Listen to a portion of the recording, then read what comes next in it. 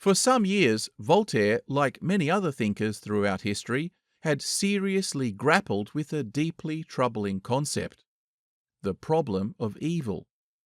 It's a topic that has been discussed extensively in the philosophy of religion and theology for millennia. The problem of evil encompasses a broader range of arguments and discussions about the compatibility of God's attributes with the existence of misery in the world. Voltaire tackled the issue head-on in his play, so before we discuss the many controversies surrounding it, let's get an overview. Candide is a young, happy-go-lucky and naïve lad who lives in the castle of the wealthy and powerful Baron Thunder-ten-tronckh. He is taught by Pangloss, a philosopher who preaches that this is the best of all possible worlds, and that everything happens for a reason. Most commentators generally agree that Pangloss is more or less an avatar of the real-life Leibniz. Now, young Candide falls in love with the Baron's daughter, Cunegonde, and the two get jiggy with it, thinking nothing of it, because Pangloss, their teacher, was also indulging in some hanky-panky of his own. But it seems those liberties didn't extend to Candide, and he gets booted from the castle for deflowering the princess. Wandering in poverty, he gets captured by Bulgarian, read Prussian, soldiers, and is drafted against his will to go to war. Witnessing all sorts of carnage and suffering, he manages to escape and ends up in Holland, where he meets a dissenting Protestant merchant called Jacques, who helps him recover both physically and emotionally. He surprisingly happens to come across his old teacher Pangloss, who is now disfigured and dying of syphilis, and who relates that both the Baron back home and Cunegonde, who it turns out is actually his cousin, had died in the wars. Still, Pangloss, despite his afflictions, remains Buddhistically philosophical that all is as it should be. Despite the teacher's increasingly idiotic fatalistic acceptance, Jacques manages, nevertheless, to cure him of his illness, and the three of them decide to board a ship, and as they sail out, a storm causes it to sink, in which Jacques the merchant rescues a drowning sailor, but is himself thrown overboard and drowns, while the now rescued sailor simply looks on without helping him in turn. Pangloss, despite the unfairness of the situation, again consoles the grieving Candide that all is as it should be, and when they eventually wash up, fortuitously on the Lisbon shore, a massive earthquake suddenly hits and levels the entire city. The previously rescued sailor, who, as we know, lacks a conscience, now rushes off to participate in some profitable looting, while Pangloss keeps yapping on about how all this is perfectly fine and normal. Unfortunately, our survivors run into a couple of padres from the Spanish, or rather Portuguese, Inquisition, who take umbrage with all of Pangloss's yammering, have them tortured, and prepare them to meet their maker at the end of a noose. Pangloss gets done in, but somehow survives. Candide miraculously runs into Cunegonde, who apparently also survived the unsurvivable, along with a litany of other typical horrors that women face during the lawlessness of war. Happy to be reunited, they hit the high seas again and head for South America, because there's gold in them thar hills. At length they land in Buenos Aires, and after doing the tango with local angry Spanish authorities, Candide bails out on his lovey/cousin Cunegonde, "Frankly, my dear, I don't give a damn," and heads into the jungles searching for El Dorado. He experiences all sorts of weird and wacky adventures, but misses his missus, so a servant heads back to collect her, promising to rendezvous with him back in Europe. Candide's eventual crossing takes him to France, and then, of course, to England, where he witnesses an admiral being shot in front of his troops. "We are told," says his friend, "that the British find it necessary to shoot their admirals from time to time to encourage the others." I'll just detour into a little baby rabbit hole for a second.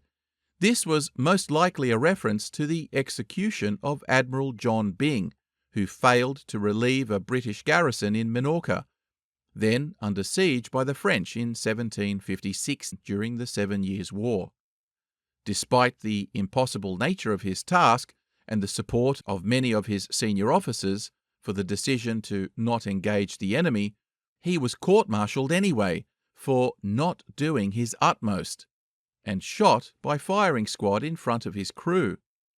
Clearly, it was somewhat of an international scandal for Voltaire to be so affected by it that he included it in his play. To this very day, the unfortunate admiral remains without so much as a pardon, let alone exoneration. Anyway, Candide figures it's time to move on, and ends up in Republican Venice, wining and dining with the who's who of Venetian high society, as well as a bunch of exiles from other lands who had taken refuge there. He eventually receives news that Cunegonde, far from making it to Europe, has actually ended up in Constantinople, and is now a dishwasher slave, and apparently also very ugly. But true love is true love, don't you know, so he hightails it out to meet up with her, but lo and behold, runs into Pangloss again, who is not only very much alive, but is actually a galley slave, albeit still a rather nauseatingly upbeat one.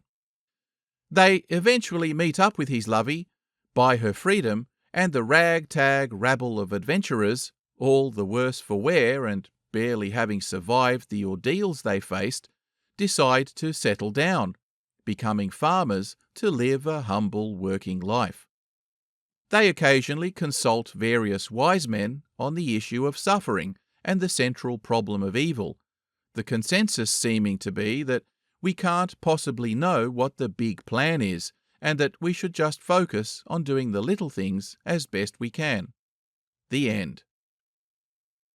When Voltaire eventually published it, under yet another pseudonym, it was clear that he had basically pooh-poohed every single religious and secular organization there was to offend, to the point that he insulted the aristocrats of multiple nations and libeled dozens of other powerful individuals as either idiots or miscreants. Unsurprisingly, it went straight onto the bonfires again, wherever copies were discovered, and though for years he denied being its author, there was no mistaking his being its mastermind. Of course, the public loved it, and it spread like wildfire, being the subject of scandalous talk at dinner parties for decades.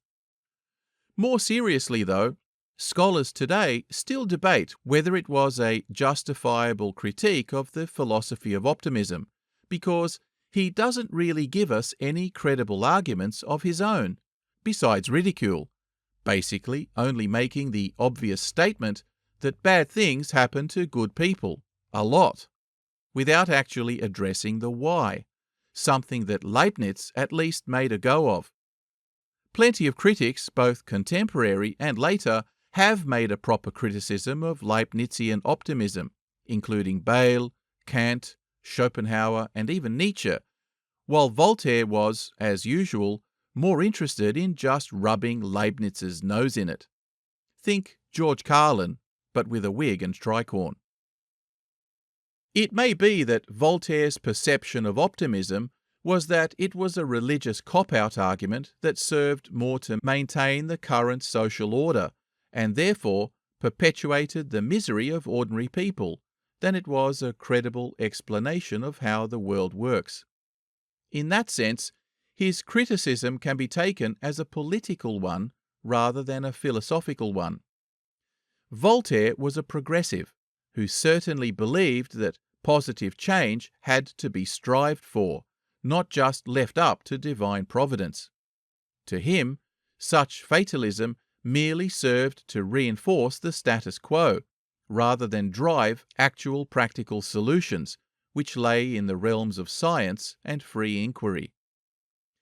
It may be that the surprisingly anticlimactic ending of the story, where they all just decide to become simple farmers, says more about taking action in whatever small way one can, that is to say, cultivating the best garden you can, rather than just hoping that God will provide a good crop, is what he was really aiming for in the play.